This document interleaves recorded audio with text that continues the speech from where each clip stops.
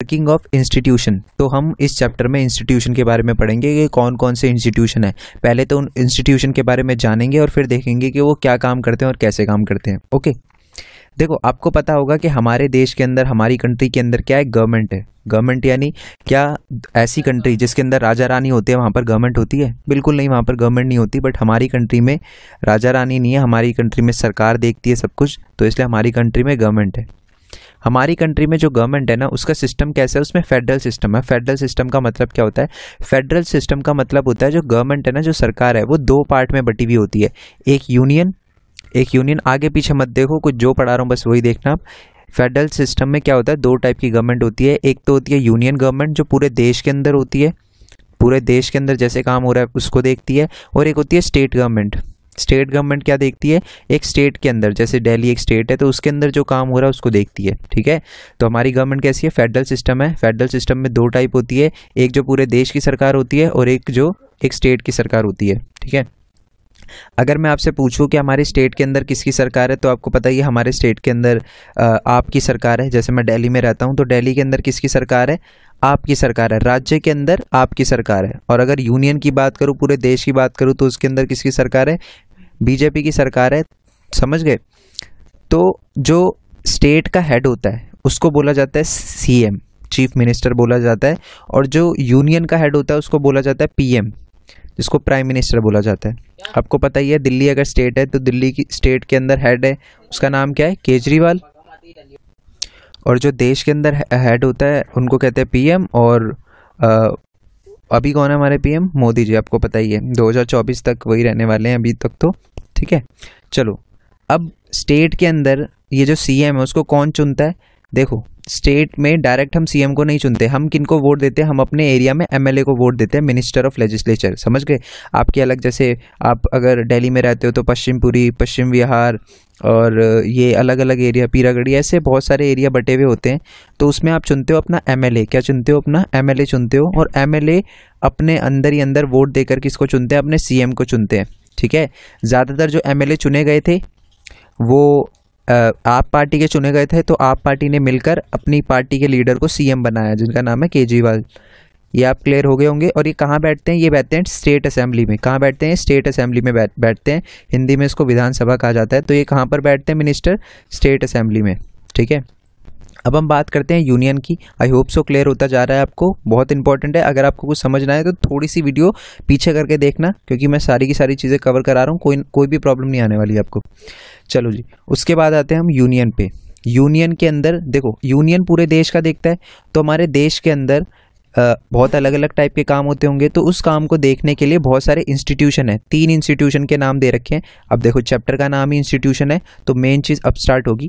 तो 3 इंस्टीट्यूशन है जो हम देश में, हमारे देश के अंदर है, जो ये सारे के सारे देश के अंदर कैसे काम हो रहा है, क्या चल रहा है, ये सारे के सारे काम देखते हैं। ठीक है, 3 अलग अलग इंस्टीट्यूशन है। पहला तो है लेजिस्लेचर, दूसरा एग्जीक्यूटिव, तीसरा है जुडिशरी। देखो, नाम से ही आपको बहुत सारे चीज़ें तो पता चली गई होगी। जैसे लेजिस्लेचर, देखो जनरली बता देता हूँ पहले, उसके बाद हम डिटेल में जाएंगे इनके। लेजिस्लेचर क्या करता है? Law making. एल से लॉ मेकिंग, नाम से ही पता चल रहा है आपको।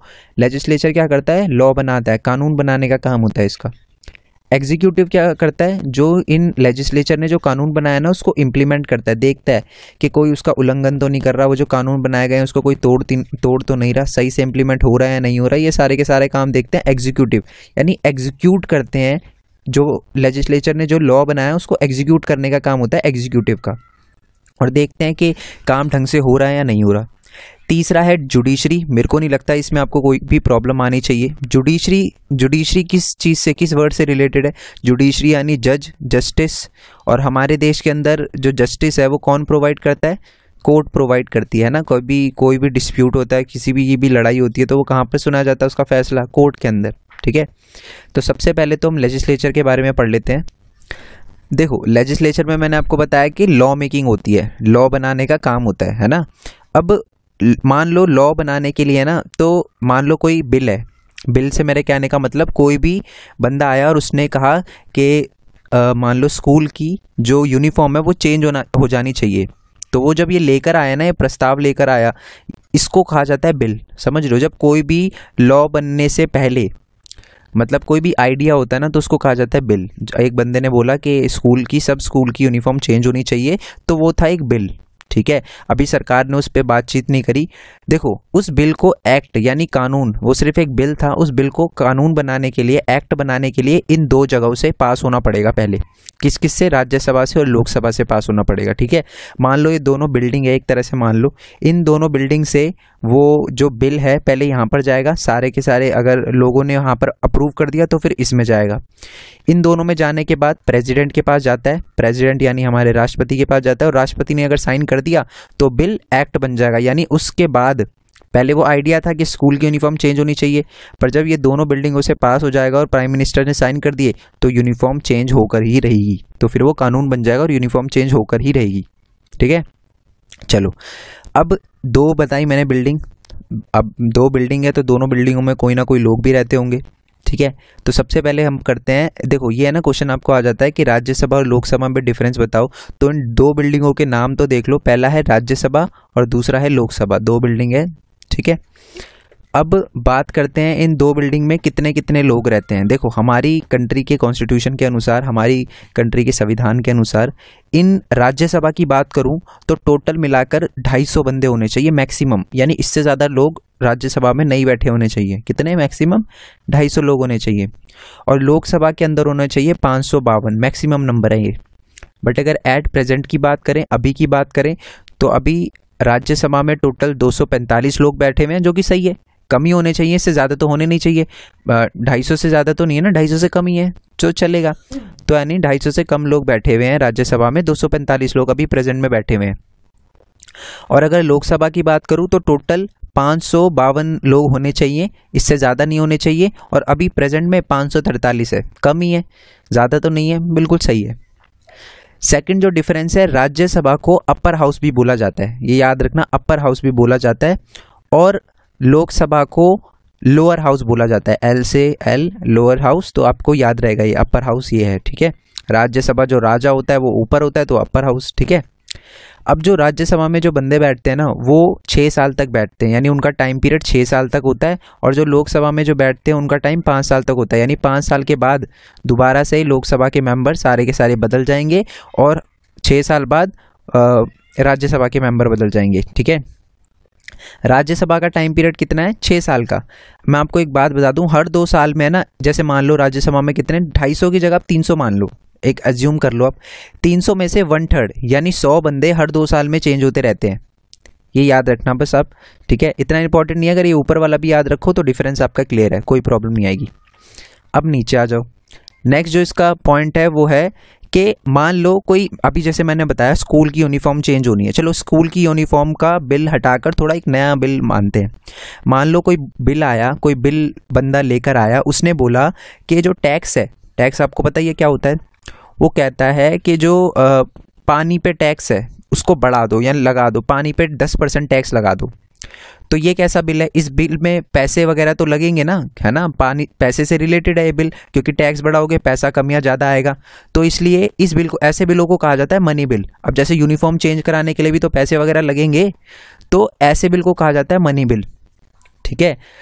और नॉन मनी बिल क्या होता है? जैसे मान लो किसी आरोपी की सजा है वो 4 साल से 5 साल करनी है। मान लो पहले कोई कानून था कि किसी बंदे ने अगर क्राइम किया तो उसको 2 साल की सजा होगी, बट उसमें चेंज लाकर 3 साल करना हुआ, तो ऐसे जो कानून होते हैं उसको हम बोलते हैं नॉन मनी बिल, जिसमें पैसे का कोई लेना देना नहीं। अब 2 साल से 4 साल उसकी सजा करोगे तो क्या लेना देना पैसे का? नहीं लेना देना ना।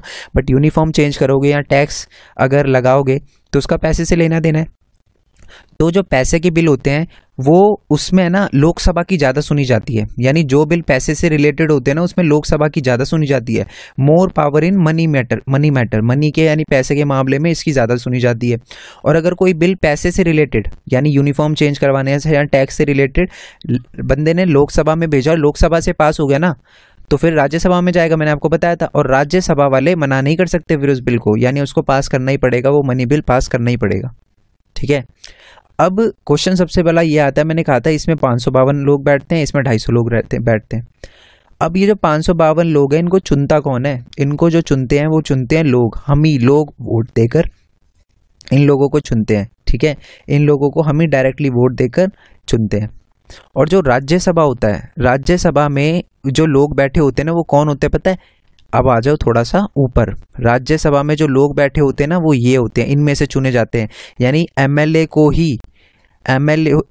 को ही चुना जाता है एज अ राज्यसभा का मेंबर। समझ रहे हो आप? हर राज्य में से, जैसे दिल्ली में से कुछ बंदे लिए जाते हैं, 250 लेने हैं ना हमें, टोटल 250 लोग लेने हैं, तो दिल्ली में से लिए जाते हैं, पंजाब में से, हरियाणा में से, उत्तर प्रदेश में, ऐसे ऐसे सब उनके एरिया के हिसाब से लोग लिए जाते हैं और उन सबको राज्यसभा में बिठाया जाता है। ठीक है, पावर होती है उनके पास, राज्यसभा में बिठाया जाता है। बस यही याद रखना कि elected by state legislature assembly, यानी वो जो स्टेट लेजिस्लेचर असेंबली थी हर स्टेट में से, of each state by PR method. बस पीआर याद रखना, इसको प्रोपोर्शनेट रिप्रेजेंटेटिव कहते हैं, इतना याद रखने की जरूरत नहीं है, बट डिफरेंस में याद रख लेना। मैंने आपको देखो मैक्सिमम बता दिया, 1 point, 2 point present, 3 point, 4 point और 5 पॉइंट, 6 पॉइंट बताए हैं। पेपर में आ गया तो 5 नंबर पक्के हैं आपके। ठीक है, समझ गए ना? अब एक बात और यार, एक छोटी सी चीज आपको बताता हूं। मैंने अभी अभी कहा कि राज्यसभा में कितने लोग होते हैं? 250, मैक्सिमम 250 हो सकते हैं। और अभी कितने लोग हैं? 245। क्या 245 के 245 लोग स्टेट असेंबली से चुने जाते हैं? सारे के सारे यहीं से चुने जाते हैं, स्टेट असेंबली में से चुने जाते हैं? नहीं, 245 में से जो 12 लोग हैं उनको चुनता है प्रेसिडेंट। और वो कोई भी हो सकता है, बड़ा सिंगर हो सकता है, बड़ा जिसका नाम हो देश के अंदर। जैसे मैं आपको एक फोटो दिखाता हूँ, आप इनको जानते ही होंगे, ये अमिताभ बच्चन की वाइफ है, जया बच्चन नाम है इनका। तो क्या आपने कभी इनको इलेक्शन लड़ते हुए देखा है? बिल्कुल नहीं लड़ते हुए देखा। बट ये पार्लियामेंट में क्या कर रही है अभी मैं बताऊं कहाँ बैठी हुई है? तो ये राज्यसभा में बैठी हुई है। इनको नॉमिनेट किया है, इनको इलेक्ट किया है किसने? हमारे राष्ट्रपति ने इलेक्ट किया है, तब जाकर ये यहाँ पर बैठी है। समझ गए ना आप? और ये चीज़ मैंने जो अभी आपको बताई थी, जया बच्चन की फोटो दिखाई थी, ये क्यों दिखाई थी? ऐसे ही बहुत सारे जो बड़े बड़े बॉक्स, मतलब आपको पता होगा, मैरी कॉम को भी राष्ट्रपति ने चुना था एज अ राज्यसभा का मेंबर। तो समझिए 12 लोग चुनते हैं। वो लिटरेचर में से बड़े बड़े जो राइटर हो सकते हैं, वो जाने माने हस्ती हो सकते हैं, स्पोर्ट्समैन हो सकते हैं, वो कोई भी हो सकता है। आपको लेजिस्लेचर में आप कोई भी प्रॉब्लम नहीं आनी चाहिए, एक भी प्रॉब्लम नहीं आनी चाहिए लेजिस्लेचर में। ठीक है, अब दूसरा करते हैं एग्जीक्यूटिव। एग्जीक्यूटिव में मैंने अभी बोला था कि एग्जीक्यूटिव क्या करते हैं? ये जो लॉ बनाए हैं ना, वो देखते हैं कि जो लॉ बने हुए हैं उनको सब इंप्लीमेंट हो रहा है, नहीं हो रहा अच्छे से, कोई प्रॉब्लम तो नहीं आ रही उसमें से। ठीक है, तो जो एग्जीक्यूटिव होते हैं वो भी 2 टाइप के होते हैं, 2 टाइप के एग्जीक्यूटिव होते हैं। एक तो होते हैं परमानेंट एग्जीक्यूटिव और एक होते हैं पॉलिटिकल एग्जीक्यूटिव। ठीक है, अब परमानेंट एग्जीक्यूटिव क्या होते हैं? जो नाम से ही पता चल रहा है, इनका कोई फिक्स टेन्योर नहीं होता, ये 5 साल 10 साल के नहीं रहते। ये अगर एक बार लग गए परमानेंट एग्जीक्यूटिव तो ये मरते दम तक रहते हैं या रिटायरमेंट के टाइम तक रहते हैं। जैसे आपको पता ही होगा आईएएस आईपीएस, आपने देखे होंगे जो वर्दी वाले लोग होते हैं आईएएस आईपीएस, इनकी बहुत बहुत बड़ा रुतबा होता है इनका। तो आईएएस आईपीएस ये सारे परमानेंट एग्जीक्यूटिव में आते हैं। और दूसरी तरफ होता है पॉलिटिकल एग्जीक्यूटिव, ये हर 5 साल में बदलते रहते हैं। जैसे पीएम हो गया और कैबिनेट मिनिस्टर। कैबिनेट मिनिस्टर के बारे में अभी आपको थोड़ा सा बताऊंगा मैं। ठीक है, ये आपको क्वेश्चन आता है बार बार कि कैबिनेट मिनिस्टर में और काउंसिल ऑफ मिनिस्टर में क्या डिफरेंस है। मोस्ट इंपॉर्टेंट क्वेश्चन है ये। बट अब थोड़ा सा आगे आ जाते हैं, क्योंकि जब मैं नोट्स में पढ़ाऊंगा तो पूरे अच्छे से बताऊंगा, अभी सिर्फ ब्रीफिंग दे रहा हूँ आपको। तीसरा होता है जुडिशरी। आपको पता ही है जुडिशरी क्या काम करती है? जस्टिस प्रोवाइड करती है, यानी सेटल डिस्प्यूट को सेटल करती है, लड़ाई झगड़ों को देखती है कि लड़ाई झगड़े सुलझ रहे हैं या नहीं सुलझ रहे। ठीक है, अब जुडिशरी में आते हैं कोर्ट। फैसले और जो जस्टिस है, न्याय है, वो कहाँ दिया जाता है? कोर्ट में ही तो दिया जाता है, न्यायालय में तो दिया जाता है। अब जो कोर्ट होते हैं, 3 टाइप के कोर्ट होते हैं। एक होता है डिस्ट्रिक्ट कोर्ट, एक होता है हाई कोर्ट, एक होता है सुप्रीम कोर्ट। हमारे पूरे इंडिया के अंदर सुप्रीम कोर्ट एक ही है, एक ही सुप्रीम कोर्ट है। डिस्ट्रिक्ट कोर्ट होता है जो हर डिस्ट्रिक्ट में होता है। जैसे मैं आपको बता दूं, मैंने बता ही दिया, मैं दिल्ली में रहता हूं, तो दिल्ली के अंदर एक नांगलोई डिस्ट्रिक्ट में एक अलग कोर्ट है और 30,000 में अलग कोर्ट है। यानी एक स्टेट के अंदर बहुत सारे डिस्ट्रिक्ट कोर्ट हो सकते हैं। फिर अगर कोई बंदा डिस्ट्रिक्ट कोर्ट में जाता है और उसको सही नहीं लगता फैसला, उसको लगता है कोई गलत फैसला लिया है उसने, जज ने या कोर्ट ने, तो वो फिर हाई कोर्ट में अप्लाई कर सकता है। हाई कोर्ट हर राज्य में एक ही होती है। ठीक है, हर राज्य में सिर्फ एक ही हाई कोर्ट होती है। ओके, और अगर उसे हाई कोर्ट का फैसला भी मंजूर नहीं होता, उसे लगता है कि हाई कोर्ट ने भी मेरे खिलाफ फैसला सुनाया है और सही फैसला नहीं है, तो वो सुप्रीम कोर्ट में जा सकता है। और सुप्रीम कोर्ट का फैसला अंतिम फैसला है, इसके फैसले के खिलाफ कोई नहीं बोल सकता। और अगर इसने कोई फैसला सुना दिया तो वो अंतिम फैसला होगा। इसने बोल दिया कि ये आरोपी है तो आरोपी है, उसको सजा मिलेगी, फिर कुछ भी कर ले वो। ठीक है, क्लियर हो गया आपको? ये तीनों के तीनों फंक्शन आपको क्लियर हो गए होंगे, ठीक है। राज्यसभा, लोकसभा, लेजिस्लेचर, एग्जीक्यूटिव और जुडिशरी। अब आते हैं एक जो कैबिनेट मिनिस्टर क्या होते हैं। अब ये जो लोकसभा है ना, लोकसभा के पहले मैं बता दूं, लोकसभा और राज्यसभा इन दोनों के मेंबर को, जो भी मेंबर में बैठे होते हैं, इन जगहों पर बैठे होते हैं, इनको कहते हैं एमपी, मिनिस्टर ऑफ पार्लियामेंट, ठीक है। ये राज्यसभा और लोकसभा दोनों की दोनों पार्लियामेंट है, इन दोनों बिल्डिंगों को पार्लियामेंट कहा जाता है। तो यानी जो जया बच्चन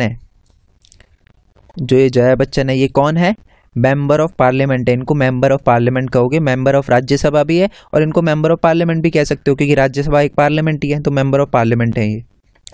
चलो जी, अब आते हैं, यानी अब ये लोकसभा आपको समझ आ गया था। अब लोकसभा में से ना कुछ बंदे चुने जाते हैं, ठीक है। 60 से 80 टोटल कितने लोग हैं? 552। और अभी कितने हैं प्रेजेंट? 543। और 543 में से 60 से लेकर 80 इन दोनों नंबर के बीच में या इससे कम, 80 से कम लोग चुने जाते हैं as a council of minister, ठीक है। काउंसिल ऑफ मिनिस्टर को चुना जाता है इन लोकसभा के लोगों में से, इन लोकसभा में से 543 में से कुछ लोगों को चुना जाता है as a council of minister. अब काउंसिल, अभी सिर्फ ये याद रखना, आपको बहुत अच्छे से समझाऊंगा मैं काउंसिल ऑफ मिनिस्टर क्या होता है। अब काउंसिल ऑफ मिनिस्टर के अंदर से, यानी 60 में से, ये 60 से 80 के जो लोग चुने गए, इनको 3 भागों में बांट दिया जाता है। कुछ इसमें होते हैं, कुछ इसमें होते हैं, कुछ इसमें होते हैं। एक होता है कैबिनेट मिनिस्टर, एक होता है minister of state with independent in charge और इंडिपेंडेंट चार्ज, और तीसरा होता है डिप्यूटी मिनिस्टर। ये याद रखना, डिफरेंस में आता है। अब आ जाओ थोड़ा सा नीचे, बस ये लास्ट टॉपिक है, खत्म होने ही वाला है। मैंने अभी तक बताया लोकसभा 543 में से 543 में से चुने जाते हैं 60 से 80 लोग काउंसिल ऑफ मिनिस्टर। और अभी प्रेजेंट की बात करूं तो प्रेजेंट में जो काउंसिल ऑफ मिनिस्टर में से टोटल कैबिनेट मिनिस्टर चुने गए हैं 24 कैबिनेट मिनिस्टर चुने गए। और कैबिनेट मिनिस्टर अब होता क्या है, क्वेश्चन ये आएगा। जो बड़े बड़े डिपार्टमेंट होते हैं ना, जैसे home minister, education minister, defence minister, finance minister, जो बड़े बड़े, जैसे पूरे देश की रक्षा का काम होता है इनके पास। होम मिनिस्टर अभी कौन है आपको पता होना ही चाहिए कि हमारे होम मिनिस्टर कौन है अभी? अमित शाह हमारे होम मिनिस्टर है। तो ये सारे के सारे जो बड़े बड़े जो डिपार्टमेंट है जो हमारे देश के लिए बहुत इंपॉर्टेंट, जैसे फाइनेंस पैसे से रिलेटेड हमारे देश के लिए बहुत इंपॉर्टेंट है, डिफेंस हमारे देश की सुरक्षा बहुत इंपॉर्टेंट है। तो ये वो जो आते हैं, वो जो मिनिस्टर इस चीज़ को संभालते हैं, उनको कहा जाता है कैबिनेट मिनिस्टर। दूसरा आता है minister of state with independent charge. ये होते हैं जैसे छोटे मोटे, जैसे आपने वो पता ही होगा, minister of culture, minister of tourism, minister of power, ठीक है। अभी करंटली बात करें तो 9 है हमारे minister of state with independent charge, याद रखना। 24 है, 9 है, ये 5 साल तक यही रहने वाले हैं आपके, ठीक है। 5 साल तक, यानी 2024 तक तो यही है, उसके बाद डेटा बदलेगा। और डिप्यूटी मिनिस्टर कौन होते हैं? ये वो होते हैं जो हेल्प करते हैं कैबिनेट मिनिस्टर की, यानी इनकी हेल्प के लिए बने होते हैं, ये समझ रहे हो। और अभी कितने हैं? ऑब्वियस सी बात है 14 जब कैबिनेट मिनिस्टर है तो उनकी हेल्प के लिए भी 24 अगर कैबिनेट मिनिस्टर है तो उनकी हेल्प के लिए ही 24 डिप्यूटी मिनिस्टर होंगे। बस सिंपल था। अब क्वेश्चन आता है कि काउंसिल ऑफ मिनिस्टर और कैबिनेट मिनिस्टर में क्या डिफरेंस है? तो ये 3 डिफरेंस है। पहली बात तो जो काउंसिल ऑफ मिनिस्टर होता है वो 3 पार्टों में बट जाता है ना, 1 पार्ट, 2 पार्ट और 3 पार्ट में काउंसिल ऑफ मिनिस्टर बट जाता है। और अगर मैं कैबिनेट मिनिस्टर की बात करूं तो वो एक सब पार्ट है काउंसिल ऑफ मिनिस्टर का, है ना। वो cabinet minister council of minister का ही पार्ट है, ठीक है। अगर करंटली बात करूं तो हमारे काउंसिल ऑफ मिनिस्टर हैं 57। अब मैंने 57 कैसे निकाले? 24 को ऐड कर दिया 9 और 9 को ऐड कर दिया 24, इन तीनों को ऐड कर दिया और इन तीनों को ऐड करने के बाद जो आया वो हमारे काउंसिल ऑफ मिनिस्टर है। अब कुछ बच्चे थोड़ा कंफ्यूज ना हो, जैसे बहुत सारे बच्चे बोल सकते हैं सर आपने 60 to 80 बोला था, 80 से कम होने चाहिए, ठीक है, 80 से कम होने चाहिए। मैक्सिमम क्या होता है, लोग 60 से ऊपर ही चुनते हैं, इसलिए ये आपकी बुक में 60 लिखा हुआ है, 80 से कम होने चाहिए बस। तो हमारे काउंसिल ऑफ मिनिस्टर कितने हैं? 57। और हमारे कैबिनेट मिनिस्टर कितने हैं पता ही है, अब बताओ आपको कैबिनेट मिनिस्टर के कितने हैं? ये लिखा कैबिनेट मिनिस्टर, सिर्फ कैबिनेट मिनिस्टर 24 होते हैं। नेक्स्ट पॉइंट है आपका कि rarely held meeting council of minister की, यानी इन तीनों की, ये तीनों ही है ना काउंसिल ऑफ मिनिस्टर, इनकी जो बैठक होती है, इनकी जो मीटिंग होती है बहुत कम होती है, एक साथ इनकी मीटिंग बहुत ही कम होती है। बट अगर बात करूं कैबिनेट मिनिस्टर की तो इनकी सिर्फ अकेले मीटिंग बहुत ज़्यादा होती है, क्योंकि मैंने अभी बताया सबसे ज़्यादा मेन इंपॉर्टेंट डिपार्टमेंट होते हैं इनके पास, होम मिनिस्ट्री, डिफेंस मिनिस्टर और फाइनेंस मिनिस्ट्री, ये बहुत ज़्यादा इंपॉर्टेंट होते हैं कि हमारे देश की सुरक्षा अच्छे से काम कर रही है नहीं कर रही, इसके लिए मीटिंग बहुत ही लगातार होती है, तो इसको कहते हैं कैबिनेट मिनिस्टर के अंदर आते हैं। ठीक है, और इसकी मीटिंग बहुत ज़्यादा होती है। आई होप सो जो भी समझाया आपको बहुत अच्छे से समझ आया हो। अब जब हम इसके नोट्स करेंगे ना, चैप्टर करेंगे,